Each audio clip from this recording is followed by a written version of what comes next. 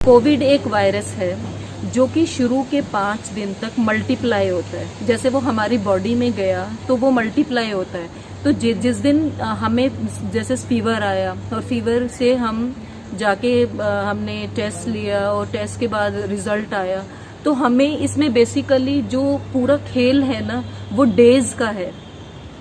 हम किस दिन इन्फेक्टेड हुए थे, जैसे जिस दिन हम फीवर आया हमें, हम उसमें 2 दिन और प्लस कर लें, तब से हम उसको, जैसे सपोज आपको आज फीवर आया,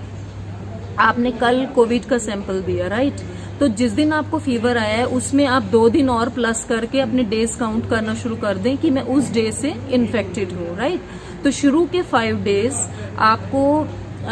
मतलब मल्टीप्लिकेशन होता जाएगा वायरस का। उसमें करना क्या है, वही हम जिंकोविट खाएंगे, विटामिन सी खाएंगे, विटामिन डी खाएंगे और मतलब पैरासीटामोल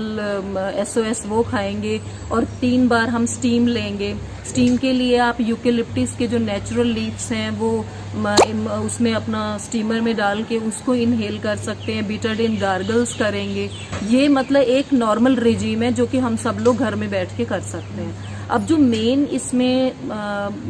मतलब जो मेन चीज़ हम सबको पता होनी चाहिए वो ये है कि शुरू के 5 दिन जो वायरस मल्टीप्लाई होता है उसमें ये मेडिसिन आपने खा ली, और इसमें जो 6th डे होता है, 6th डे में अगर अचानक हाई फीवर आने लगे और ऐसे लगे कि हर 6 घंटे बाद पैरासीटामोल खाते खाते भी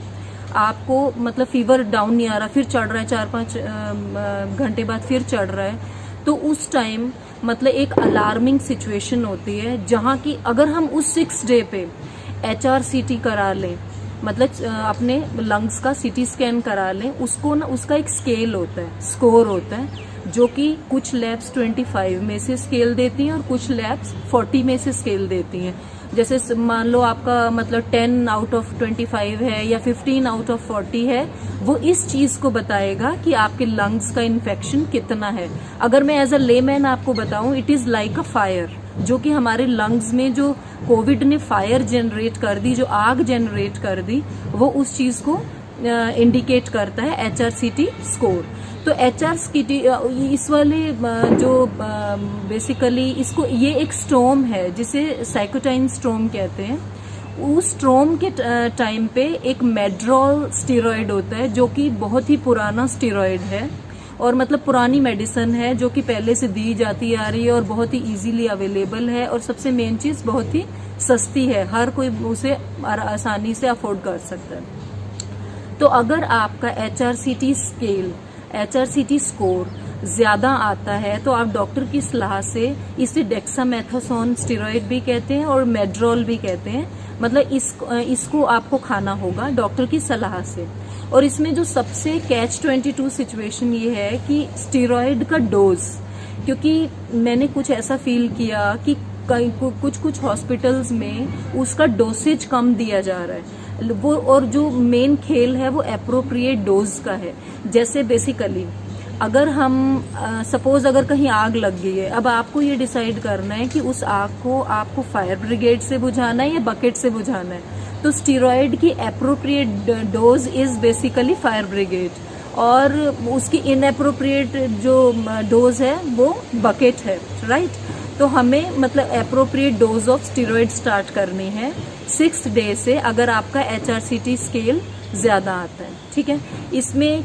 कुछ और टेस्ट जैसे CBC और ये सब तो नॉर्मल टेस्ट हैं जिसे हम सभी जानते हैं। इसमें एक IL-6 टेस्ट होता है, एक D डाइमर टेस्ट होता है। IL-6 जो है, मैं उसे आपको बताना चाहूंगी कि IL-6 because this is a new test for all of us. IL-6 जो है वो हमारे लंग्स में जो फायर है उसको बताता है, कि वो जैसे HRCT का स्केल हमें लंग्स फायर बताता है, ऐसे ही IL-6 टेस्ट का जो हमारा रिजल्ट है वो हमें बताएगा कि हम मतलब फायर जो है उसकी इंटेंसिटी क्या है। और जो D डाइमर है, जैसे सपोज अगर हम कहीं आग लगाते हैं, उस आग के बाद जो कोयला बचता है ना, जमीन पे सपोज आग लगाई और उसका कोयला होता है, D डाइमर जो हमारा IL-6 है वो फायर है, और जो D डाइमर है वो कोयला है। बेसिकली ये हमारी जो ब्लड है उसको थिक कर देता है D डाइमर, ठीक है? हमें उसके लिए ब्लड थिनर्स की जरूरत पड़ती है, और ये इस बात का हमें बहुत ज़्यादा ध्यान रखना है कि हमें IL-6 और डी डाइमर दोनों को मॉनिटर ज़रूर करते रहना है। कुछ टेस्ट और भी हैं जिनका पूरा पैनल है, वो हमें कराने होंगे। और हमें जो सबसे मेन चीज़ है कि मेड्रोल जो स्टेरॉयड है उसकी एप्रोप्रिएट डोज, और सबसे ज़रूरी जो ध्यान में रखने लायक बात वो ये है कि हमें मेड्रोल की डोज को टेपर ऑफ बड़ा इंटेलिजेंटली करना है, क्योंकि स्टीरॉयड की डोज को आप all of a sudden taper of नहीं कर सकते। और एक और चीज़ मैं आपसे शेयर करना चाहूँगी जो मेरी मदर के साथ मैंने एक्सपीरियंस देखा है। आप ये देखिए, ज़्यादातर लोगों का एक ये जो धारणा है ना कि हम जो स्टीरॉयड हैं वो नहीं लेंगे, स्टीरॉयड का ये साइड इफ़ेक्ट होता है, इससे बोन डेंसिटी वीक हो जाती है। But at the same time जो चीज़ हमें हमेशा ध्यान में रखनी है यहाँ पे, वो स्टीरॉयड की डोज इतना डैमेज नहीं करेगी जितना कि जो लंग्स में जो फायर है वो आपको डैमेज कर देगी। कोविड में सबसे ज़्यादा एक चीज़ जो सामने मैंने देखी है अपने पिछले 6-8 महीने से, जो केसेस मैं देख रही हूँ डॉक्टर्स की टीम के साथ जुड़ के, जो चीज़ों को मैंने बड़ा क्लोजली ऑब्जर्व किया है वो ये है कि कुछ पेशेंट्स ऐसे हैं जो 14 डेज़ के बाद, क्योंकि 14 डेज़ का पूरा साइकिल है, उसके बाद मतलब आप कुछ दिनों बाद कोविड नेगेटिव भी आ जाओगे। बट कोविड नेगेटिव होने का ये सर्टिफिकेशन नहीं है कि आप मतलब now you are in safe zone. जो हमें पोस्ट कोविड ट्रीटमेंट लेना है उस चीज़ का बहुत ध्यान रखना पड़ेगा, क्योंकि हमारे जो लंग्स हैं अगर हमने उनको प्रॉपरली ट्रीट नहीं किया तो वो फाइब्रोसिस में कन्वर्ट होगा। बेसिकली मतलब as a layman I can understand कि fibrosis we can say is like a first stage of cancer, we can say it, right? तो हमें बेसिकली पोस्ट कोविड ट्रीटमेंट का बहुत ध्यान रखना है। मैंने अपनी मदर के केस में ये देखा कि जो कि सिर्फ एक किडनी पे सर्वाइव कर रही हैं, वो भी 50% वर्किंग है, उन्होंने मेड्रोल या डेक्सामेथासोन जो स्टेरॉयड है, क्योंकि उनका डी डाइमर बढ़ा हुआ था, IL-6 बढ़ा हुआ था और HRCT जो स्केल था वो भी उनका 15 था, तो 27 डेज तक उन्होंने इस स्टेरॉयड का इस्तेमाल किया और उनकी लंग्स जो हैं वो परफेक्टली ऑल राइट हैं। और हमें ये चीज़ देखनी है कि अगर हमने जो हमारा HRCT स्केल को 0 नहीं किया, वो मतलब हमें माइनस में स्टेटस चाहिए,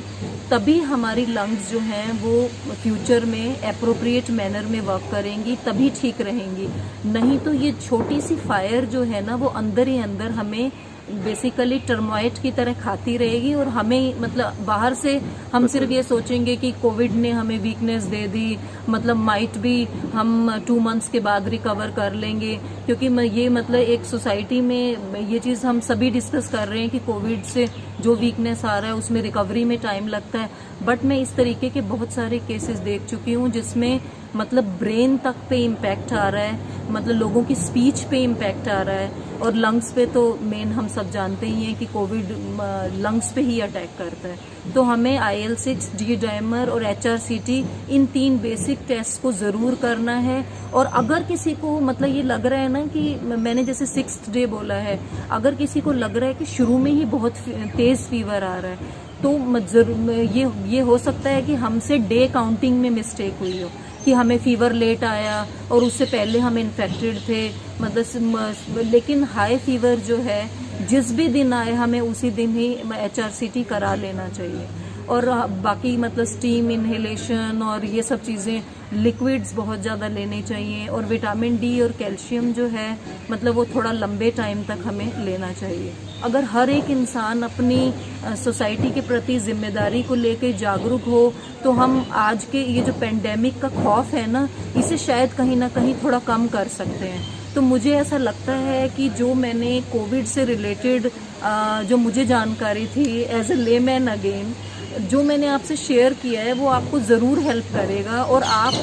मैं आपसे रिक्वेस्ट करूँगी कि आप भी अपने फ्रेंड सर्कल में, और जो भी मतलब आपको लगे कि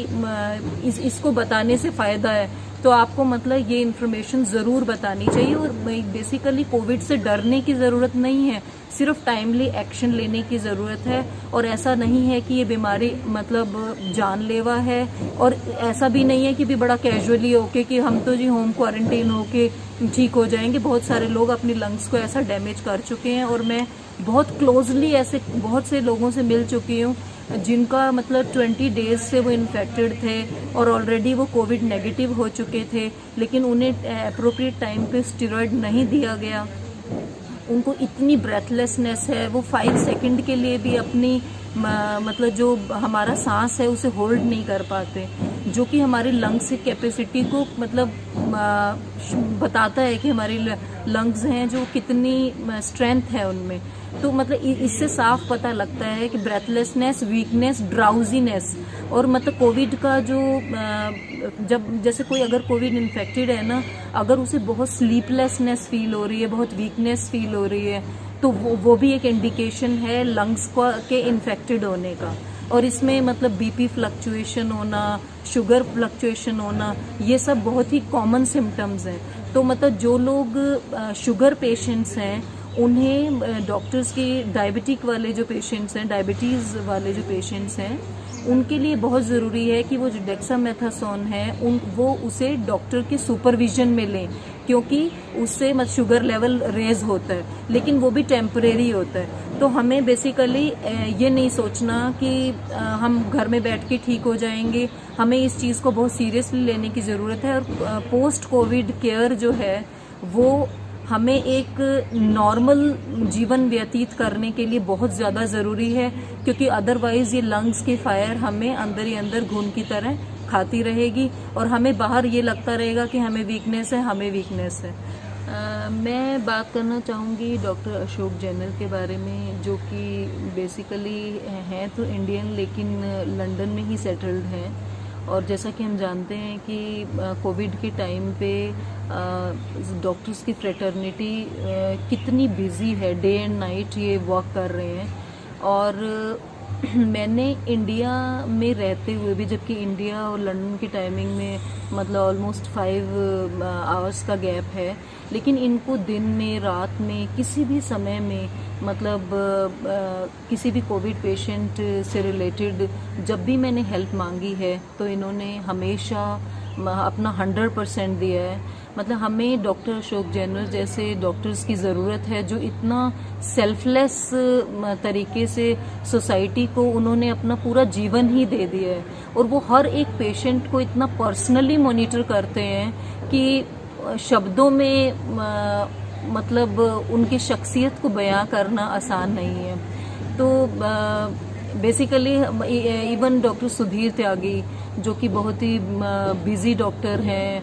वैसे सभी डॉक्टर्स बहुत बिजी हैं, बट इनमें जो जज्बा है ना वो काबिले तारीफ है कि हर समय वो अपने पेशेंट्स को लेके और दिल से मतलब दिमाग के साथ साथ दिल से भी ट्रीट करते हैं। तो हमारी